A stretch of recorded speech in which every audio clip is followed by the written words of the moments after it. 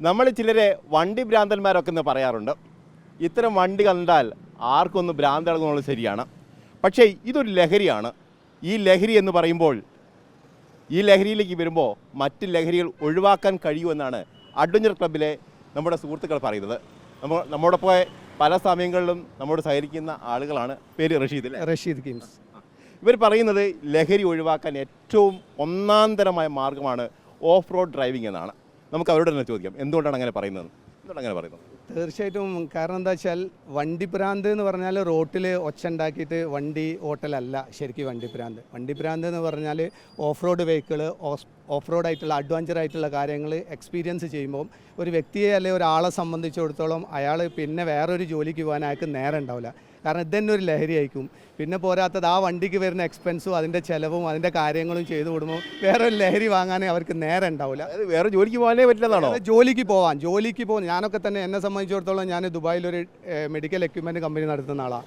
ഞങ്ങളൊക്കെ ഫ്രസ്ട്രേഷന്, ഞങ്ങളെ ടെൻഷന്, ഞങ്ങളെ സ്ട്രെസ്സ്, ഞങ്ങൾക്ക് ലഹരിയിലേക്കൊക്കെ പോവാം. 42 വയസ്സായി ഇപ്പോഴും ഇതാ ഞങ്ങളല്ലേ കണ്ട 42 തോന്നുന്നു.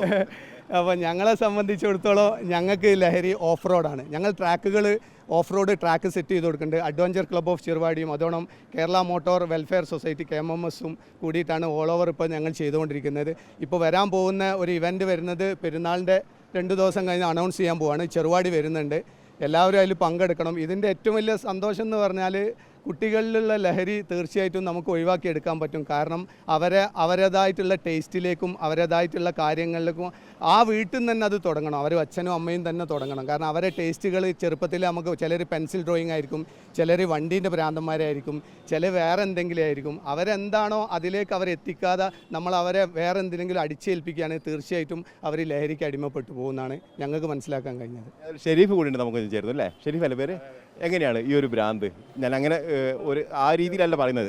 നമുക്ക് വണ്ടിനോടുള്ള ഇഷ്ടം അത് ഇതിലേക്ക് പാഷനായിട്ട് കൊണ്ടുനടക്കുന്നു. അത് ഡ്രൈവ് നമുക്ക് എല്ലാവർക്കും ഒരു ഹരാണ്.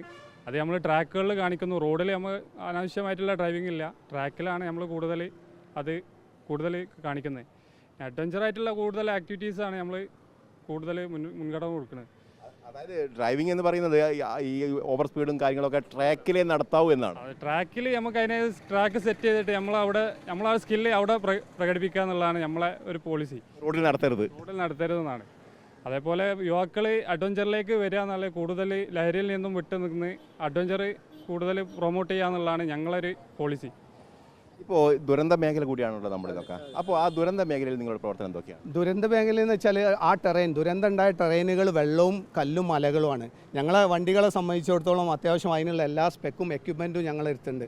അപ്പോൾ ഈ കഴിഞ്ഞ സമയത്ത് തന്നെ ദുരന്തം ഉണ്ടായ സമയത്ത് തന്നെ ഫസ്റ്റിലെത്തിയ വിരലുമല്ലെണ്ണാണ് ആളുകൾ പെട്ട ഓഫ് റോഡേഴ്സാണ് അഡ്വഞ്ചർ ക്ലബ്ബ് ഓഫ് ചെറുവാടിയും KMMSഉം അതുകൊണ്ട് തന്നെ പുൽപ്പള്ളി ഓഫ് റോഡേഴ്സൊക്കെ. ഞങ്ങൾക്ക് അതിൽ ചാരിതാർത്ഥ്യമുണ്ട്. കാരണം എന്താണെന്ന് വെച്ചാൽ വേറെ ഗവൺമെൻറ് മെഷീനറീസിന് എത്തിപ്പെടാത്തത് പോലും ഞങ്ങൾക്ക് വളരെ നിഷ്പ്രയാസം എത്തിപ്പെടാൻ പറ്റുന്നത്. കാരണം എന്താ വെച്ചാൽ ഞങ്ങൾ അങ്ങനത്തെ ടെറൈനിലാണ് വണ്ടി ഓട്ടിയിട്ട് പഠിക്കുന്നത് ട്രാക്ക്. അതുകൊണ്ട് അതൊരു വലിയ എക്സ്പീരിയൻസ് ആയിരുന്നു. ഇപ്പോൾ നിങ്ങളുടെ സംഘത്തിൽ കൂടുതൽ ആളുകളുണ്ടല്ലോ, എത്ര ആളുകളുണ്ട് അതിൽ? ഞങ്ങൾ അറൗണ്ട് ഞങ്ങളെ ക്ലബ്ബിൽ തന്നെ ഒരു 150ഓളം ആളുകൾ മെമ്പേഴ്സ് തന്നെ ആയിട്ടുണ്ട്. അതുപോലെ ഒരുവിധ ആൾക്കാർ ഓഫ് റോഡേഴ്സ് പറഞ്ഞാൽ യുണൈറ്റഡ് കേരള ഓഫ് റോഡേഴ്സ് പറഞ്ഞിട്ട് ഒരു കൂട്ടായ്മ തന്നെ ഉണ്ട്. പിന്നെ അതേപോലെ KMSS Kerala motor welfare society, അതേപോലെ കൂടുതൽ മോട്ടോർ സ്പോർട്ടുമായിട്ട് ബന്ധപ്പെട്ട് കൂടുതൽ ബന്ധങ്ങളാണ് നമുക്ക് ഈ വണ്ടി ഭ്രാന്തമായിട്ടുള്ളത്.